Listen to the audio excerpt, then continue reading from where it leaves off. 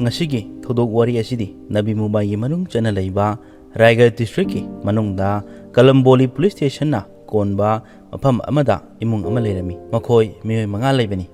matai manau machanupi ani aduga machanupa amagani mamana yungi akubata yengsinbani machanupi ahalna Dubai da thabak tawduna lei atombi asidi lairik tamlibini chahi 18 da ngairibini mamina Vaishnavi Manohar Babarni mahak asi SIES College of Commerce da first year da tamlibini mahaki mopa chahi 10 suraba asisu school amada lairik tamduna yamna ingna chikna leijaba imung amagi warini Vaishnavina magi college chanabagi damak nuti numit khudingi ayuki pung 10 taba matamda yumdagi college ki damak chalami Kalamboli dagi sayon phawba si 48 km lapa mafam amani mahakna local train amada tongduna magi college asibu chalambani asumna 12 December 2023 gi numit asi yaroklami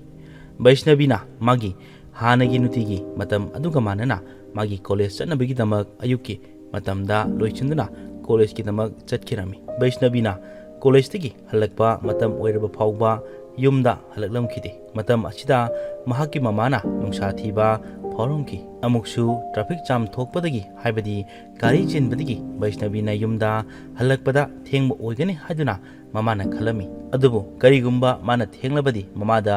call tortuna hairakpani adubu numit asimadi call torokhiramde asumna mamana Vaishnavida call tormi adubu phone adu marak not reachable haiba amadi switch off hairami haiba aduna mamada hena pakatpa phawrami hanagi matamdadi thengabada pung 5 adwaida yumda halakpani adubu hojik pung 9 tarba phawba machanupina yumda halalamkhide mamana pakhatuna Vaishnavi college ki mamanabi singda call tawduna hanglami adubu makhoisu Vaishnavi ki matangda karisu khanglamde mamana nungsa thiduna wana machanupina yumda halakpa ngairami adubu halakmandaba aduda mamana mioi kharaga loinana Kalamboli police station da Vaishnavi gi missing report ama ikhalamki asumna machanupina mangkiba asigi matangda police na wahang khara hanglami karama matamda college chatpage kanaga chaminabage atopa extra class yaubra aduga mana kari karamba dress hetkibage haiba kaya ama hanglami police na thigatpa matamda araiba ama oinabagi damak hanglambani mamana su police na hangliba wahangsing adugi paukhum pirami asumna police na report ama ikhalami Vaishnavina mangkibagi missing report ikhalaba matung haiba numit haibadi 12 December asida angakpa thodok amaga thoklami haiba thodok asi matau karamna thokhibano aduga kari karamba thodokno haiba adu wari asi taminaduna punna khangminasi asomdana Kalamboli police na Vaishnavi gi mari mata marup mapangsingda wahang khara tawduna thiba horami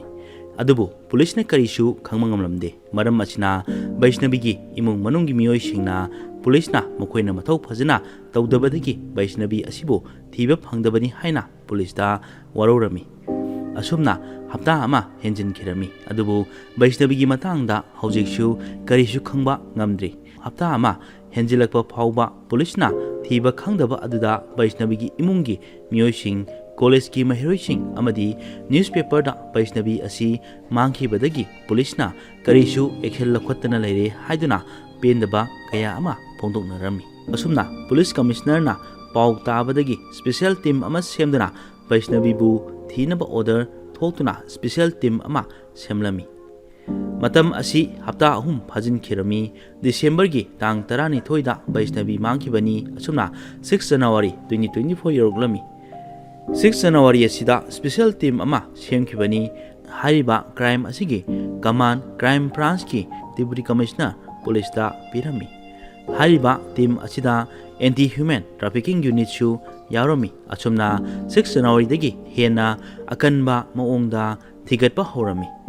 special team aduna Vaishnavi gi yungi mioi singda Vaishnavi gi matangda khangma yaba wari khara pumba hanglami mana college da pung kayada chali aduga pung kayada yumda halai aroiba numita mioi kanaga chalmina kibano mana mafam kadaida chalamba yai haibana chingba hanglami adugi matungda yumdagina college chatpagi lambi da leiba CCTV camera gi footage sing yengba horami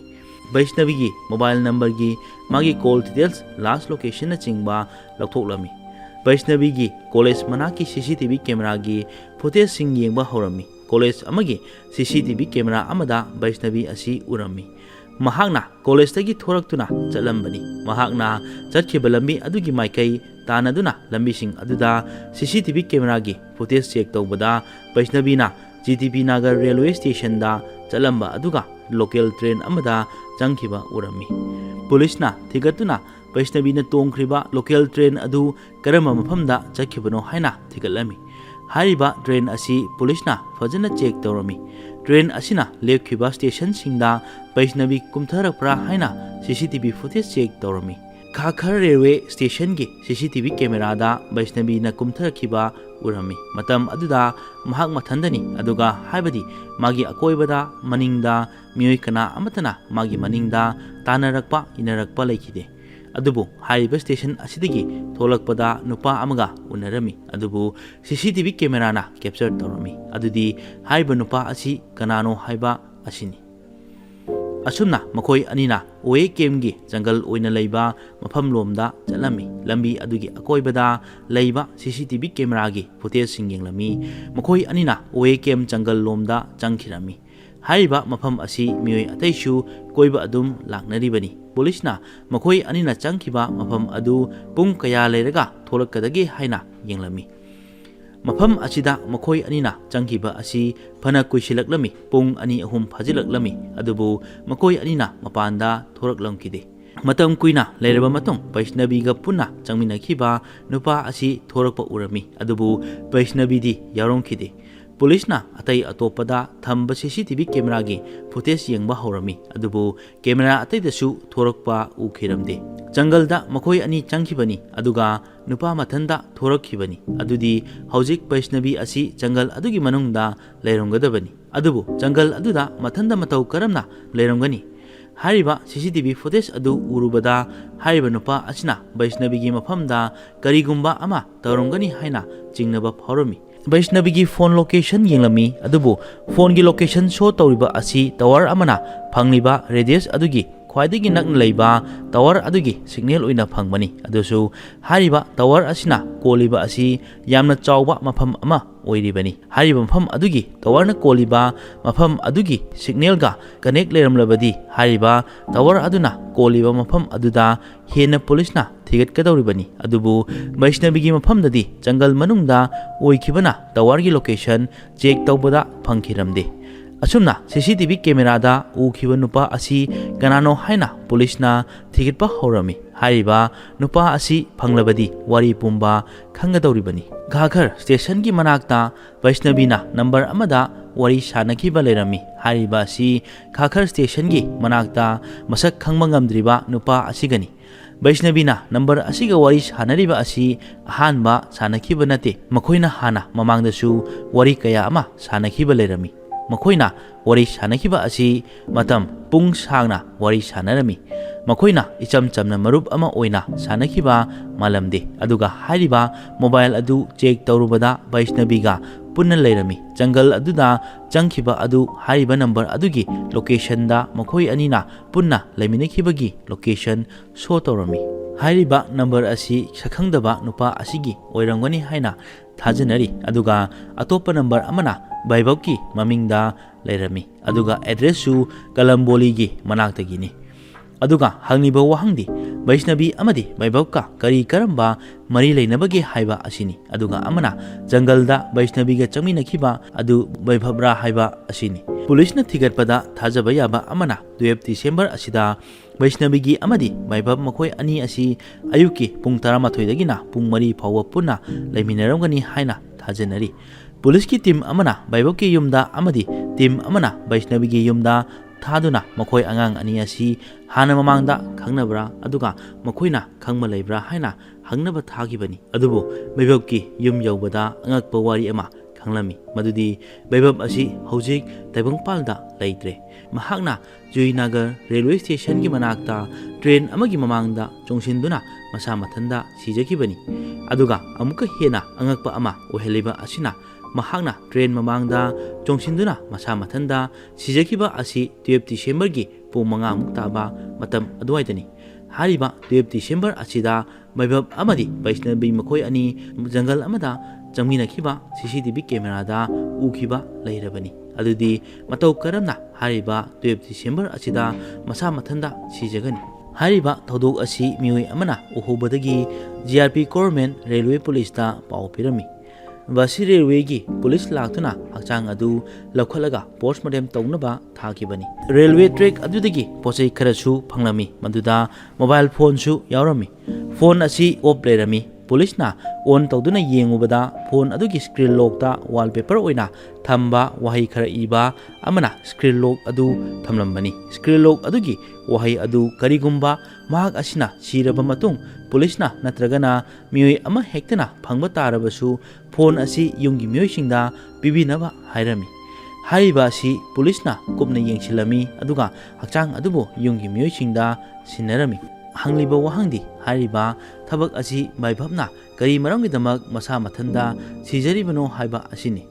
ꯄꯨꯂꯤꯁꯅ ꯃꯈꯥ ꯇꯥꯅ ꯊꯤꯒꯠꯂꯛꯄꯗ ꯃꯥꯏꯕꯞ ꯑꯃꯗꯤ ꯕꯩꯁꯅꯕꯤ ꯑꯁꯤ ꯃꯈꯣꯏꯅ ꯀꯂꯝꯕꯣꯂꯤꯗ ꯂꯩꯕ ꯃꯇꯝꯗ ꯌꯨꯝꯊꯪꯅꯅ ꯂꯩꯃꯤꯟꯅꯔꯝꯕ ꯑꯃꯅꯤ ꯃꯈꯣꯏꯒꯤ ꯆꯍꯤ ꯑꯁꯤ ꯕꯩꯁꯅꯕꯤꯅ ꯆꯍꯤ 18ꯅꯤ ꯑꯗꯨꯒ ꯃꯥꯏꯕꯞꯅ ꯆꯍꯤ 24ꯅꯤ ꯃꯈꯣꯏ ꯑꯅꯤ ꯅꯨꯡꯁꯤꯅꯗꯨꯅ ꯂꯨꯍꯣꯡꯕ ꯄꯥꯝꯂꯝꯃꯤ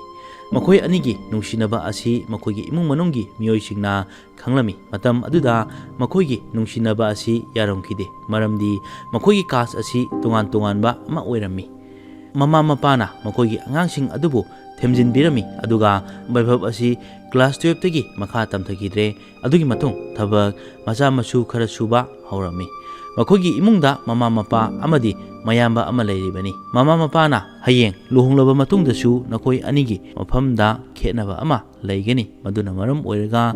ꯈꯠꯅꯕ ꯆꯩꯅꯕ ꯂꯥꯛꯀꯅꯤ ꯑꯁꯨꯝꯅ ꯃꯈꯣꯏ ꯌꯨꯝ ꯑꯅꯤꯒꯤ ꯑꯍꯜꯁꯤꯡꯅ ꯐꯖꯅ ꯍꯥꯏꯔꯕ ꯃꯇꯨꯡ ꯃꯥꯏꯕꯞꯀꯤ ꯏꯃꯨꯡ ꯀꯂꯝꯕꯣꯂꯤ ꯊꯥꯗꯣꯛꯇꯨꯅ ꯑꯇꯣꯞꯄ ꯃꯐꯝ ꯑꯃꯗ ꯌꯨꯝ ꯍꯣꯡꯈꯤꯕꯅꯤ ꯃꯈꯣꯏ ꯑꯅꯤꯒꯤ ꯌꯨꯝ ꯂꯥꯞꯅꯈ꯭ꯔꯕꯁꯨ ꯃꯈꯣꯏꯅ ꯐꯣꯟꯗ ꯄꯥꯎ ꯐꯥꯎꯅꯕꯗꯤ ꯂꯦꯞꯂꯝꯗꯦ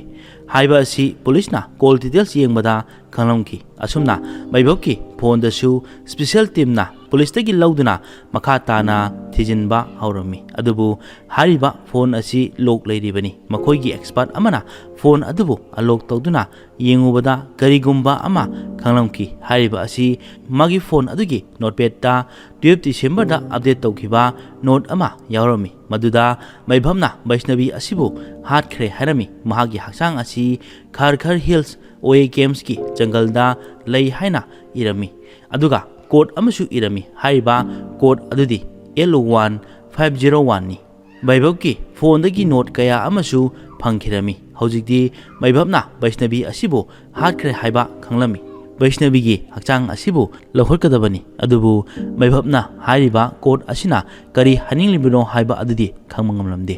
ꯀꯣꯗ ꯑꯁꯤꯒꯤ ꯃꯇꯥꯡꯗ ꯒꯨꯒꯜ ꯇꯧꯗꯨꯅ ꯀꯌꯥ ꯑꯃ ꯊꯤꯔꯝꯃꯤ ꯑꯦꯛꯁꯄꯥꯔꯠꯁꯤꯡꯅꯁꯨ ꯇꯥꯟꯅꯔꯝꯃꯤ ꯄꯨꯂꯤꯁꯅ ꯕꯩꯁꯅꯕꯤꯒꯤ ꯍꯛꯆꯥꯡ ꯑꯗꯨꯕꯨ ꯂꯧꯈꯠꯅꯕ ꯆꯥꯎꯔꯕ ꯖꯪꯒꯜ ꯑꯗꯨꯗ ꯊꯤꯕ ꯍꯧꯔꯝꯃꯤ 7 ꯖꯅꯋꯥꯔꯤ 2024ꯒꯤ ꯑꯌꯨꯛꯀꯤ ꯄꯨꯡ 9ꯗꯒꯤ ꯆꯥꯎꯔꯕ ꯖꯪꯒꯜ ꯑꯗꯨꯗ ꯕꯩꯁꯅꯕꯤꯒꯤ ꯍꯛꯆꯥꯡꯕꯨ ꯊꯤꯕ ꯍꯧꯔꯝꯃꯤ ꯅꯨꯃꯤꯗꯥꯡꯒꯤ ꯄꯨꯡ 9 ꯐꯥꯎꯕ ꯊꯤꯕꯗ ꯐꯪꯕ ꯉꯝꯂꯝꯗꯦ ꯑꯁꯨꯝꯅ ꯁ꯭ꯄꯦꯁꯤꯌꯦꯜ ꯇꯤꯝ ꯑꯗꯨꯅ ꯑꯇꯣꯞꯄ ꯑꯣꯊꯣꯔꯤꯇꯤꯁꯤꯡꯒ ꯄꯨꯟꯁꯤꯟꯗꯨꯅ ꯊꯤꯕ ꯍꯧꯔꯝꯃꯤ ꯍꯥꯏꯔꯤꯕꯁꯤꯡ ꯑꯗꯨꯗꯤ ꯚꯣꯂꯨꯟꯇꯤꯌꯔ ꯍꯥꯏꯀꯔꯒꯤ ꯒ꯭ꯔꯨꯞ ꯂꯣꯅꯥꯕꯂꯥꯒꯤ ꯔꯦꯁꯀ꯭ꯌꯨ ꯇꯤꯝ ꯐꯥꯌꯔ ꯕ꯭ꯔꯤꯒꯦꯗꯀꯤ ꯁꯤꯗꯀꯣ ꯇꯤꯝ ꯗꯣꯒ ꯁ꯭ꯀ꯭ꯋꯥꯗꯄꯨꯁꯨ ꯌꯥꯎꯔꯝꯃꯤ ꯑꯁꯤꯗ ꯅꯠꯇꯅ ꯗ꯭ꯔꯣꯟ ꯁꯤꯖꯤꯟꯅꯗꯨꯅ ꯊꯤꯔꯝꯃꯤ ꯃꯤꯅ ꯆꯪꯉꯒ ꯌꯦꯡꯕ ꯉꯝꯗꯕ ꯃꯐꯝꯗ ꯗ꯭ꯔꯣꯟ ꯁꯤꯖꯤꯟꯅꯗꯨꯅ ꯌꯦꯡꯂꯝꯕꯅꯤ ꯑꯁꯨꯝꯅ ꯌꯥꯝꯂꯕ ꯃꯤꯑꯣꯏꯅ ꯑꯌꯨꯛꯀꯤ ꯄꯨꯡ 9ꯗꯒꯤ ꯅꯨꯃꯤꯗꯥꯡꯒꯤ ꯄꯨꯡ 9 ꯐꯥꯎꯕ ꯅꯣꯡꯃꯗ ꯄꯨꯡ 12 ꯆꯨꯞꯅ ꯊꯤꯕ ꯍꯧꯔꯝꯃꯤ ꯑꯗꯨꯕꯨ ꯕꯩꯁꯅꯕꯤꯒꯤ ꯍꯛꯆꯥꯡ ꯑꯁꯤ ꯐꯪꯕꯗꯤ ꯉꯝꯈꯤꯗꯦ ꯑꯁꯨꯝꯅ ꯍꯞꯇꯥ ꯑꯃ ꯍꯦꯟꯖꯤꯜꯂꯝꯈꯤ ꯃꯈꯣꯏꯅ ꯕꯩꯁꯅꯕꯤꯒꯤ ꯍꯛꯆꯥꯡ ꯑꯁꯤꯕꯨ ꯐꯪꯅꯕ ꯊꯤꯕꯗ ꯑꯋꯥꯕ ꯑꯃ ꯑꯣꯏꯅꯔꯝꯃꯤ ꯍꯛꯆꯥꯡ ꯐꯪꯗꯅ ꯂꯩꯔꯤꯉꯩꯗ ꯄꯨꯂꯤꯁ ꯀꯃꯤꯁꯅꯔꯅ ꯐꯣꯔꯦꯁꯠ ꯗꯤꯄꯥꯔꯠꯃꯦꯟꯠꯕꯨꯁꯨ ꯌꯥꯎꯍꯟꯅꯕ ꯈꯪꯍꯜꯂꯝꯃꯤ ꯃꯈꯣꯏꯗꯒꯤ ꯍꯦꯟꯅ ꯖꯪꯒꯜ ꯑꯗꯨꯒꯤ ꯃꯔꯝꯗ ꯈꯪꯂꯤꯕꯅꯤ ꯃꯐꯝ ꯀꯗꯥꯏꯗꯅ ꯃꯤꯅ ꯍꯦꯟꯅ ꯆꯠꯄ ꯑꯗꯨꯒ ꯀꯗꯥꯏꯗꯅ ꯆꯠꯇꯕ ꯍꯥꯏꯕ ꯑꯗꯨ ꯐꯣꯔꯦꯁꯠ ꯗꯤꯄꯥꯔꯠꯃꯦꯟꯠꯇꯗꯤ ꯈꯪꯂꯤꯕꯅꯤ ꯑꯁꯨꯝꯅ ꯐꯣꯔꯦꯁꯠ ꯗꯤꯄꯥꯔꯠꯃꯦꯟꯠꯁꯨ ꯍꯛꯆꯥꯡ ꯑꯗꯨꯕꯨ ꯊꯤꯕ ꯌꯥꯎꯔꯝꯃꯤ ꯃꯗꯨꯗꯁꯨ ꯍꯛꯆꯥꯡ ꯑꯗꯨ ꯐꯪꯂꯝꯗꯦ ꯕꯩꯁꯅꯕꯤꯒꯤ ꯍꯛꯆꯥꯡ ꯐꯪꯃꯜꯂꯛꯇꯕ ꯑꯗꯨꯗ ꯑꯃꯨꯛꯁꯨ ꯃꯥꯏꯕꯞꯅ ꯄꯨꯂꯤꯁꯇ ꯉꯥꯎꯍꯟꯅꯕ ꯃꯥꯒꯤ ꯅꯣꯠ ꯑꯗꯨꯗ ꯍꯛꯆꯥꯡ ꯑꯁꯤ ꯖꯪꯒꯜ ꯑꯃꯗ ꯂꯩ ꯍꯥꯏꯖꯤꯟꯕ ꯑꯣꯏꯔꯝꯒꯅꯤ ꯈꯜꯂꯝꯃꯤ ꯍꯧꯖꯤꯛ ꯕꯩꯁꯅꯕꯤ ꯑꯁꯤ ꯍꯤꯡꯂꯝꯒꯅꯤ ꯑꯗꯨꯒ ꯃꯥꯏꯕꯞꯄꯨꯁꯨ ꯍꯤꯡꯂꯝꯒꯅꯤ ꯃꯈꯣꯏ ꯑꯅꯤꯅ ꯄ꯭ꯂꯥꯟ ꯇꯧꯗꯨꯅ ꯑꯇꯣꯞꯄ ꯃꯐꯝ ꯑꯃꯗ ꯂꯩꯔꯝꯕ ꯌꯥꯏ ꯍꯥꯏꯅ ꯈꯟꯅꯔꯝꯃꯤ asumna tawrabadi makoigi yumgi miyoisingna makoibu thiraktanaba tawramba yai adubu baibabki imungi miyoisingna baibabki hakchang asi makoina khangna baibabki aroiba mathau mangam pangthokibani adudi hairiba case asi matau karamna solve tawgani matang aduda ngasai mamangda baibabdagi court ama thengnakiba adugi matangda ningsinglami hairiba court aduna haringliba asi karino court adu khangdrabadi hairiba case asi solve tawbada awaba ma oiragani khanglami 7 January dagi 15 January fauba thiba horokibani adubu hojik fauba Vaishnavi gi hakchang asi thiba phangdribani aduga amana police na phangiba court asiki matangda makoina kanadasu haikiba leramde Forest Department gi miyosingdasu hairamkhide asumna noma haibadi 16 January da amuka Vaishnavi gi hakchang thiba chatpa matamda police ki miyoi amana hariba court aduki matangda Forest Department gi miyoi amada hairami hariba court adu tabada angakpa ama faunarami haibadi court asigi matangda Forest Department gi miyoi singnadi khanglami asumna makoina mafam amada chalami hojiki hariba court leriba mafam aduda puduna chalambani makoina mafam amada yaurami aduga mafam adugi u pambi amada court ama irami LO1 501 hariba asi yamna luba court wat nate hariba asidi u pambi maching thibada sijinaba ward amani asumna hariba court number thaba u pambi adugi manak nakna leiba mafam amadagi Vaishnavi gi hakchang asi phangba ngamkhirami mahaki hakchang asi January 6 dagi thiba horokibani aduga 16 January da phangkhibani makoina nimit tarani chupna thiraba matungda hariba Vaishnavi gi hakchang asi thiba phangkhibani matam achida Vaishnavi gi hakchang asi kuirabana maram oiraga patha pumthaba tauba horambani maram asina saksu phajana khamngamdre hariba hakchang asi Vaishnavi gi hakchangra natragana atopa miyoi amagi hakchangra haiba khangmangamdrabani adudi hojik matau karamna khangdokani asumna thidokpada haibadi Vaishnavi gi mama mapana missing report ikhalakpada haigiba magi saung sada amadi CCTV footage da ukiba firol aduga manaba oiramki aduda natana kudang khari ID card yanbagi mari aduga firol aduna Vaishnavi gi mama mapana machanupi gini haiba khangmangamkibani asumna hakchang adubu hospital da thakirami Vaibhavki mobile phone dagi Vaishnavi makoi anigi matangda asengba karino haiba khangmangamlami Vaishnavi gi mama mapana jaibadagi Vaibhavki number asi Vaishnavi na block tawkhirami number khak natana social media da su block torami aduga makoina unabasu unakhidrabani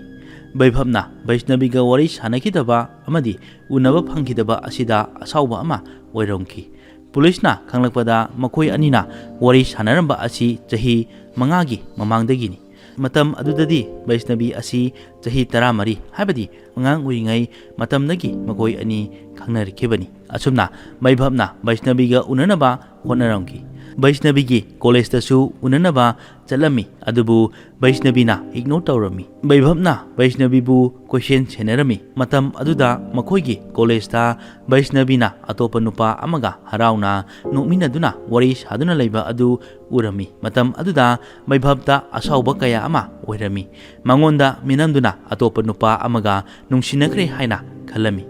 Vaibhavki phone dagi Vaishnavi amadi Vaibhav makoi anigi yengbada nungaitaba photo video yaurongki investigation amagi matung ina karigumba makoigi mama mapana yadaduna nampuda atopa nupa natraga nupida luhonaba tawrabadi haiba photo video sing adu yenghanduna makoigi nungsinaba lei haiba khangnaba amadi luhongba adubu kainaba haiduna photo video sing adu thamkibani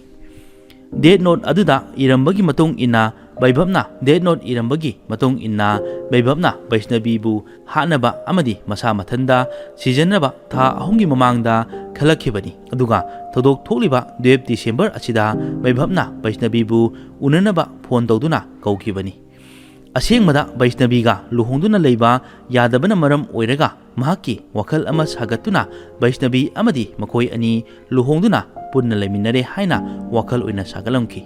asumna aroiba oina wari sananaba haiduna Vaibhavna Vaishnavi bu kaukibani aduga jangalda makoina puna leikibani adugi matung Vaishnavi asi jeep taina kaurida lakchinduna hatkibani ꯃꯩꯚꯞꯀꯤ ꯐꯣꯟꯒꯤ browser ꯍꯤꯁꯇ꯭ꯔꯤꯗꯒꯤꯁꯨ chief ꯇꯥꯏ ꯊꯤꯈꯤꯕꯒꯤ history ꯂꯩꯔꯝꯃꯤ ꯑꯗꯨꯒ ꯄꯣꯁꯃꯣꯔꯇꯦꯝ ꯔꯤꯄꯣꯔꯠꯇꯁꯨ chief ꯇꯥꯏꯒꯨꯝꯕ ꯑꯃꯅ ꯈꯧꯔꯤꯗ ꯂꯥꯛꯁꯤꯟꯕꯗꯒꯤ ꯁꯤꯈꯤꯕꯅꯤ ꯍꯥꯏꯕ ꯈꯪꯂꯝꯃꯤ ꯑꯗꯨꯒ ꯃꯩꯚꯞꯅ ꯕꯩꯁꯅꯕꯤꯕꯨ ꯍꯥꯠꯂꯕ ꯃꯇꯨꯡꯗ ꯄꯨꯂꯤꯁꯅ ꯁꯣꯏꯗꯅ ꯊꯤꯒꯠꯂꯛꯀꯅꯤ ꯑꯁꯦꯡꯕ ꯈꯪꯂꯛꯀꯅꯤ ꯍꯥꯏꯕꯁꯤ ꯈꯪꯕꯗꯒꯤ ꯃꯍꯥꯛꯅ ꯅꯣꯠꯄꯦꯗꯇ ꯋꯥꯔꯤ ꯄꯨꯝꯕ ꯏꯔꯝꯕꯅꯤ ꯑꯗꯨꯒ ꯃꯍꯥꯛꯅ ꯕꯩꯁꯅꯕꯤ ꯍꯥꯠꯂꯕ ꯃꯇꯨꯡ ꯃꯍꯥꯛꯀꯤ ꯃꯅꯥꯛꯇ ꯎ ꯄꯥꯝꯕꯤ ꯑꯃꯗ ꯅꯝꯕꯔ ꯑꯃ ꯏꯕ ꯎꯕꯗꯒꯤ ꯅꯝꯕꯔ ꯑꯗꯨ ꯏꯔꯝꯈꯤꯕꯅꯤ ꯍꯛꯆꯥꯡ ꯑꯗꯨ ꯊꯤꯕꯗ ꯂꯥꯏꯅꯕ ꯑꯗꯨꯒꯤ ꯃꯇꯨꯡ ꯃꯩꯚꯞꯅ ꯅꯨꯃꯤꯗꯥꯡꯋꯥꯏꯔꯝ ꯄꯨꯡ 5 ꯑꯗꯨꯋꯥꯏꯗ ꯖꯨꯕꯤꯅꯒꯔ ꯔꯦꯜꯋꯦ ꯁ꯭ꯇꯦꯁꯟꯗ ꯂꯥꯛꯇꯨꯅ ꯇ꯭ꯔꯦꯟꯒꯤ ꯃꯃꯥꯡꯗ ꯆꯣꯡꯁꯤꯟꯗꯨꯅ ꯃꯁꯥ ꯃꯊꯟꯇ ꯁꯤꯖꯈꯤꯕꯅꯤ ꯑꯁꯨꯝꯅ ꯀꯥꯁ ꯃꯥꯟꯅꯗꯕꯅ ꯃꯔꯝ ꯑꯣꯏꯔꯒ ꯃꯈꯣꯏ ꯑꯅꯤ ꯅꯨꯡꯁꯤꯅꯔꯕꯁꯨ ꯂꯨꯍꯣꯡꯕ ꯌꯥꯗꯕꯗꯒꯤ ꯅꯨꯡꯁꯤꯕ ꯑꯃꯅ ꯅꯨꯡꯁꯤꯕꯤ ꯑꯃꯕꯨ ꯍꯥꯠꯈꯤꯕꯅꯤ ꯍꯥꯠꯂꯤꯕ ꯃꯤꯑꯣꯏ ꯑꯗꯨꯁꯨ ꯃꯁꯥ ꯃꯊꯟꯇ ꯁꯤꯖꯈ꯭ꯔꯕꯅꯤꯅ ꯍꯥꯏꯔꯤꯕ ꯀꯦꯁ ꯑꯁꯤ ꯀ꯭ꯂꯣꯖ ꯇꯧꯈꯤꯕꯅꯤ ꯍꯧꯖꯤꯛ ꯆꯥꯎꯈꯠꯂꯕ ꯃꯇꯝ ꯑꯁꯤꯗꯁꯨ ꯀꯥꯁ ꯈꯦꯠꯅꯕ ꯑꯅꯦꯝ ꯑꯋꯥꯡ ꯅꯥꯏꯕ ꯑꯗꯨꯒ ꯀꯥꯁꯅ ꯃꯔꯝ ꯑꯣꯏꯔꯒ ꯃꯥꯒꯤ ꯅꯨꯡꯁꯤꯕꯤ ꯑꯗꯨꯕꯨ ꯐꯪꯂꯔꯣꯏ ꯈꯟꯕꯗꯒꯤ ꯅꯨꯡꯁꯤꯕꯤ ꯑꯗꯨꯕꯨ ꯍꯥꯠꯈꯤꯕ ꯑꯁꯤ ꯑꯆꯨꯝꯕ ꯈꯣꯡꯊꯥꯡꯔꯥ ꯅꯠꯇ꯭ꯔꯒꯅ ꯑꯔꯥꯟꯕꯔꯥ ꯍꯥꯏꯕ ꯑꯗꯨ ꯑꯗꯣꯝꯒꯤ ꯃꯣꯠ ꯑꯣꯏꯕ ꯀꯃꯦꯟ ꯇꯧꯗꯨꯅ ꯊꯝꯕꯤꯔꯝꯃꯨ ꯃꯁꯤꯅꯤ ꯉꯁꯤꯒꯤ ꯑꯁꯦꯡꯕ ꯊꯣꯛꯈꯤꯕ ꯊꯧꯗꯣꯛ ꯑꯃꯒꯤ ꯋꯥꯔꯤ ꯑꯁꯤ ꯇꯥꯕꯤꯔꯕ ꯃꯇꯨꯡꯗ ꯑꯗꯣꯝꯗ ꯀꯔꯤ ꯐꯥꯎꯕꯤꯕꯒꯦ ꯍꯥꯏꯕ ꯑꯗꯨ ꯀꯃꯦꯟ ꯇꯧꯗꯨꯅ ꯈꯪꯍꯟꯕꯤꯔꯛꯎ ꯑꯗꯨꯒ ꯆꯦꯅꯦꯜ ꯑꯁꯤꯕꯨ ꯁꯄꯣꯔꯠ ꯇꯧꯕꯤꯗꯨꯅ ꯂꯥꯏꯛ ꯁꯦꯌꯔ ꯀꯃꯦꯟ ꯑꯃꯗꯤ ꯁꯕꯁꯀ꯭ꯔꯥꯏꯕ ꯇꯧꯕ